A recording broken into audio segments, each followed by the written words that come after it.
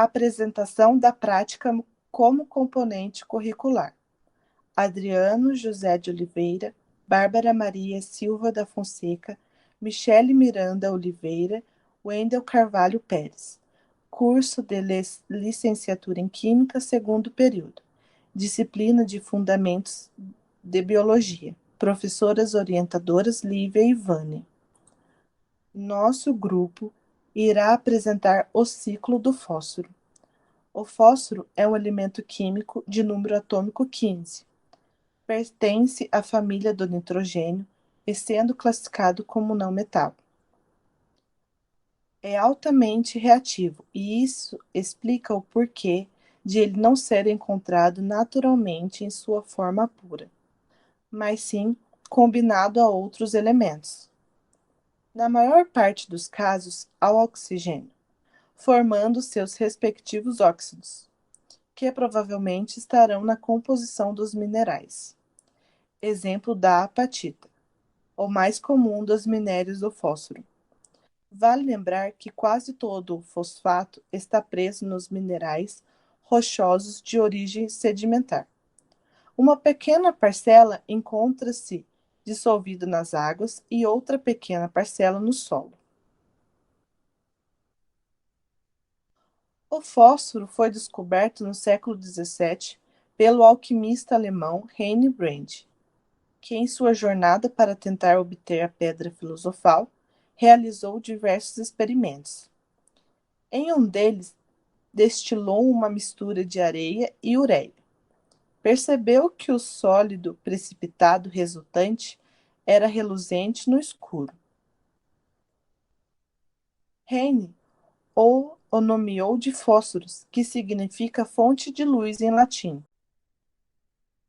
A importância do fósforo nos seres vivos é encontrado principalmente sobre a forma do íon fosfato, participando da constituição dos nucleotídeos. Nos ácidos nucleotídeos, DNA e RNA, o fosfato junto às riboses ligam os nucleotídeos de uma mesma fita. Na adenosina trifosfato, o ATP, o último grupo de fosfato estabelece uma ligação de elevada energia, que ao ser hidrolisada, ou seja, rompida, ela libera energia útil para a célula realizar as mais diversas tarefas, como o transporte ativo e reações químicas. É também fundamental para a formação da membrana plasmática, pois compõe a cabeça dos fosfolipídios, resultando no caráter polar para essa região da membrana, que passa a interagir com a água do meio intra- e extracelular. Quando combinado ao cálcio, o fosfato participa também da mineralização dos ossos e dentes.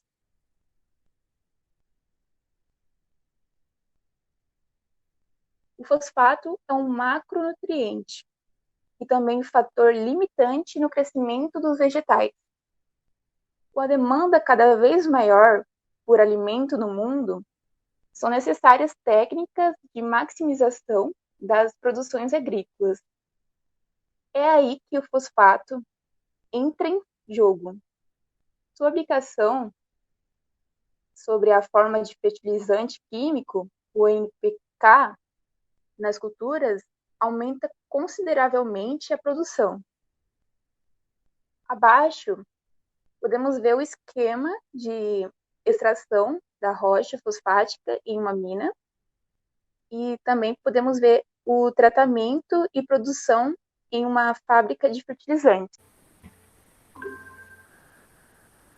Mas como funciona o ciclo do elemento fósforo? É importante saber que, diferentemente dos ciclos do carbono e nitrogênio, no ciclo do fósforo não temos a participação deste elemento na atmosfera, pois ele se encontra praticamente todo sob a forma dos íons fosfatos que estão diluídos em água, ou associados aos minerais rochosos. Dito isso, vamos ao ciclo. Podemos dividi-los em dois: o ciclo curto ou rápido e o ciclo longo. No ciclo curto, o fosfato presente no solo é absorvido e incorporado pelos vegetais, sendo transferido para os demais organismos do ambiente através da cadeia alimentar. Com a morte e decomposição dos seres vivos, o fosfato é devolvido ao solo, podendo ser novamente absorvido pelos vegetais. Devido à sua alta solubilidade, o fosfato não aproveitado pode ser drenado pelas águas do solo e desembocar em rios, lagos e mares. E nesses ecossistemas pode ser utilizado por plantas ou algas marinhas para dar sustentação à cadeia alimentar. Como a gente pode ver então na imagem, o ciclo rápido ele ocorre entre os organismos do ambiente terrestre. E após a decomposição deles, a morte e decomposição deles, esse fosfato ele volta para o solo. Só que a parte do fosfato que não volta para o solo, ou seja, que é absorvida e drenada, acaba sendo carregada pelo fluxo de água freático e vai desembocar, né, nos rios, lagos ou mares. Essa é uma observação importante a ser feita agora, porque a partir dela a gente vai poder entender melhor também como se dá o ciclo longo, né, que é o ciclo geológico. Bom, dito isso, a gente fecha essa primeira parte dizendo então que é o ciclo curto, porque ele se dá no tempo de vida dos seres vivos. É nessa ordem de grandeza. Agora a gente vai falar do ciclo longo, né, do ciclo geológico.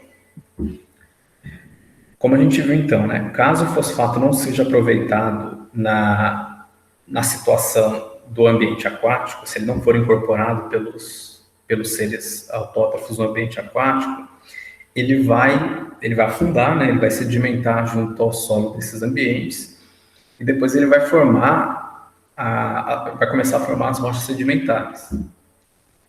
E por processos geológicos, essas rochas elas poderão se elevar e aí, depois de muito tempo, até mesmo dar origem às novas regiões continentais.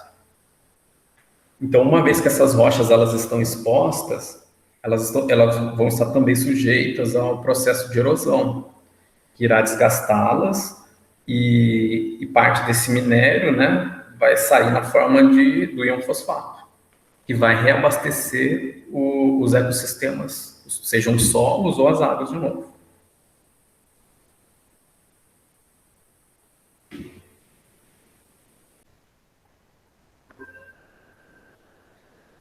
Bom, a gente não falou de uma informação relevante, mas vem a calhar melhor agora, que é a de que parte do fosfato adicionado ao ambiente vem dos fertilizantes químicos. E, como a gente sabe, o íon fosfato é altamente solúvel. E, portanto, ele não o que não é aproveitado pelas plantas na agricultura, muito provavelmente vai ser lixiviado, né, que é basicamente ser carregado, transportado pelas águas da chuva, vai desembocar nos lençóis freáticos e depois ele vai se acumular nos corpos d'água, né, nos rios, lagos, mares, etc.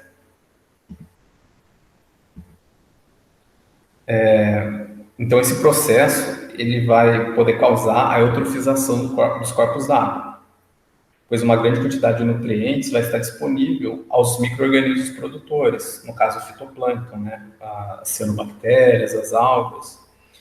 Isso explica o porquê que a água fica esverdeada, porque vai ter uma oferta grande de alimento, né, derivada de nutrientes, derivada dos fosfatos. Esses micro-organismos produtores vão se proliferar intensamente.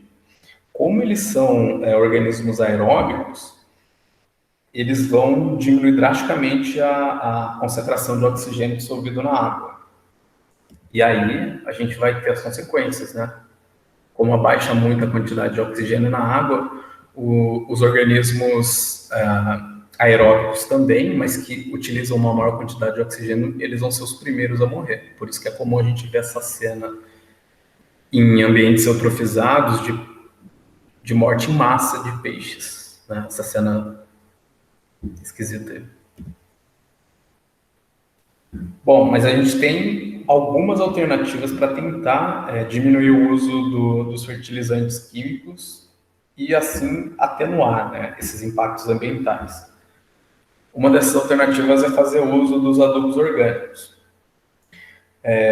A gente tem, então, que os restos de alimentos, como sementes de abóbora, sementes de girassol, cascas de crustáceos, frutas secas, etc. Esses restos de alimentos eles são ricos em fosfato. E quando eles são utilizados como adubo, a vantagem é que eles não são lixiviados facilmente, porque eles não estão puros na forma de fosfato. Né? O fosfato ele é altamente solúvel, mas quando ele está combinado a outras substâncias desses restos de alimentos, ele acaba que ele não é lixiviado rapidamente, e aí a gente não tem, né, como consequência, a eutrofização dos corpos d'água.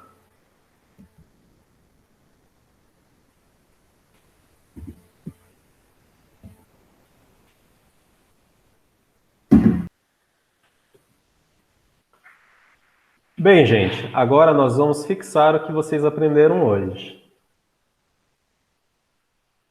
O fósforo é um elemento importante para os seres vivos, fazendo parte, por exemplo, dos ácidos nucleicos. O maior reservatório de fósforo do planeta está localizado em que região? Letra A, na atmosfera. Letra B, nas rochas sedimentares de origem marinha. Letra C, na água doce. Letra D, no corpo dos seres vivos? Ou letra E, nas plantas?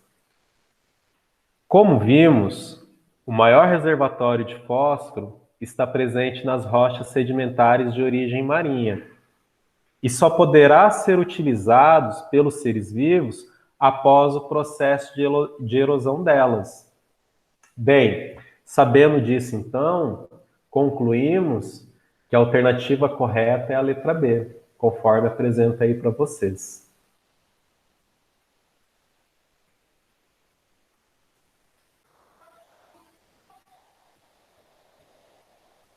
Bom, agora nós vamos para a questão de número 2, uma questão retirada do Enem 2010, questão 53. O fósforo, geralmente representado pelo íon de fosfato, é um ingrediente insubstituível da vida, já que é parte constituinte das membranas celulares e das moléculas do DNA e do trifosfato de adenosina, principal forma de armazenamento de energia das células. O fósforo, utilizado nos fertilizantes agrícolas, é extraído de minas, cujas reservas estão cada vez mais escassas. Certas práticas agrícolas aceleram a erosão do solo, provocando o transporte de fósforo para os sistemas aquáticos, que fica imobilizado nas rochas. Ainda, a colheita das lavouras e o transporte dos restos alimentares para os bichões diminuem a disponibilidade dos íons no solo. Tais fatores têm ameaçado a sustentabilidade desse íon. Uma medida que amenizaria esse problema seria: letra A, incentivar a reciclagem de resíduos biológicos, utilizando dejetos animais e restos de culturas para a produção de adubo. B, repor o estoque retirado das minas com íon sintético de fósforo para garantir o abastecimento da indústria de fertilizantes. C, aumentar a importação de íon fosfato dos países ricos para suprir as exigências das indústrias nacionais de fertilizantes. D, substituir o fósforo dos fertilizantes por outro elemento com a mesma função para suprir as necessidades do uso de seus íons. Ou letra E, proibir por meio de lei federal o uso de fertilizantes com fósforos pelos agricultores para diminuir sua extração das reservas naturais. Bom, apesar de não resolver o problema do uso dos fertilizantes químicos, o adubo orgânico contribui para a redução dos impactos ambientais. Então, sabendo disso, a resposta correta é a letra A: incentivar a reciclagem de resíduos biológicos utilizando dejetos animais e resto de culturas para a produção de adubo. Sendo assim, encerramos então a nossa apresentação e agradecemos a participação de todos vocês. Muito obrigado.